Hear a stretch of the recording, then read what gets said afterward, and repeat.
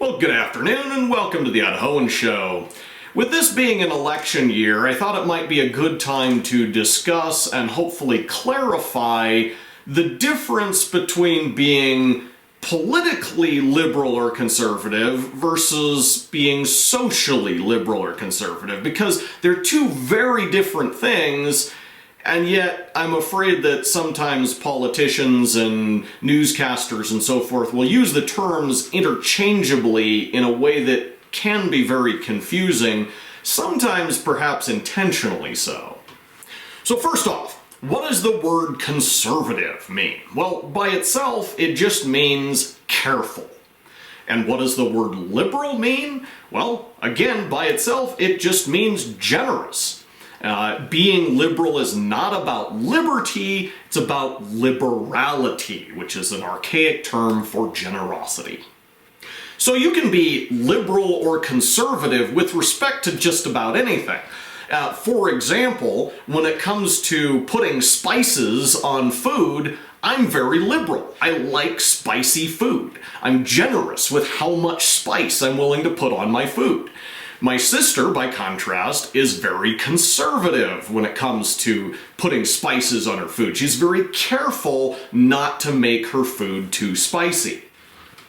Now, when it comes to political liberalism versus conservatism, it's really a question of how much power are you willing to give the government? Are you careful in how much power you're willing to concentrate in the hands of a governing body? If so, that would make you a political conservative. Or are you generous with how much power you're willing to give the government? That would make you a political liberal. And as I've observed before, the difference between political liberals and political conservatives often comes down to a difference in what they believe about basic human nature. Conservatives tend to believe that people are basically selfish, and so they will tend to abuse whatever power is given them, and that's why we need to be very careful about how much power we give to one person or one governing entity over others. Liberals, on the other hand, tend to believe that people are basically good, and so when people do bad things, it's because of environmental factors, and it's the government's job to control those environmental factors so that people don't do bad things.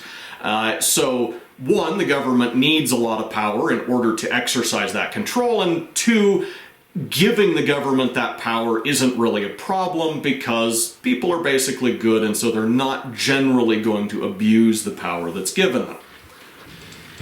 So that's the difference between political liberalism versus conservatism. But what about social liberalism versus conservatism? Because this is where the terms get confusing. Now, strictly speaking, being socially liberal or conservative has nothing to do with government or politics. It has everything to do with personal conduct.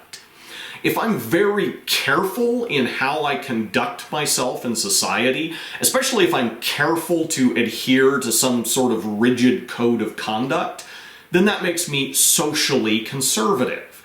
Whereas if I'm more freewheeling, free-spirited, generous with myself to do whatever feels good at the moment, that would make me socially liberal.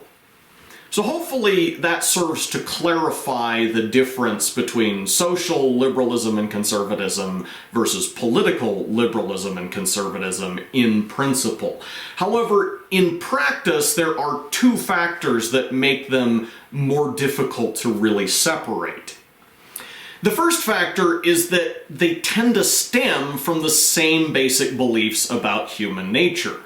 As we said, conservatives tend to believe that humans are basically selfish, basically sinful. Well, if I have this sin nature, then I can't trust my natural inclinations to necessarily be good. I have to be cautious about what I let myself do. I have to be cautious not to put myself in situations of excessive temptation. I want to be careful to safeguard what self-control that I have by, not doing drugs that would impair my self-control or anything like that.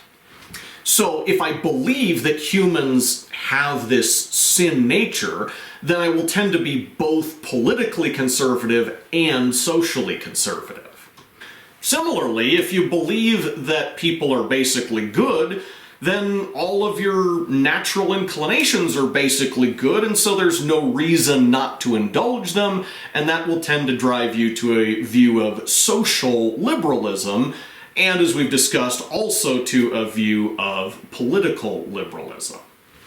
The second factor is that whether I'm socially liberal or socially conservative, I don't want other people interfering with how I'm trying to live. For example, if I'm socially conservative and I'm trying to safeguard my self-control, then I don't want the guy who's sitting next to me at the train station to be smoking some mind-altering drug that is potentially going to compromise my self-control just from inhaling a little bit of the secondhand smoke. By the same token, the social liberal who's sitting over there smoking his mind-altering drug doesn't want me telling him that he can't do that. So these two factors combine to create kind of an internal conflict where the conservative, on the one hand, is hesitant to give the government any more power than absolutely necessary, but they're willing to give the government some power to maintain social order so that they can live how they want without too much interference. On the other hand, the social liberal, in general, is willing to give the government as much power as it will use to give them a better environment, but they're also willing to strip the government of power sometimes if they perceive that as a way to pursue their natural inclinations more freely.